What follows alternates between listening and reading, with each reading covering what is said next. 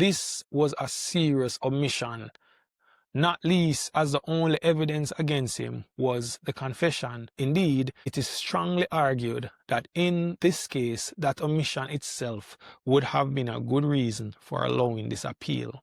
Although strictly speaking, this doesn't have to do with the confessions, the board is saying that the judge should also have taken it into account, where you are looking at a case and the only thing against this person is some confessions that they are said to have given, and the person is contesting the confessions, and you look at the man and say that this youth has never had a conviction. He has never been in trouble with the law, and now he's being accused of this very serious thing. The judge has to take the evidence as he finds it, but at the very least, he should advise the jury that, you know what, this is someone with a good character.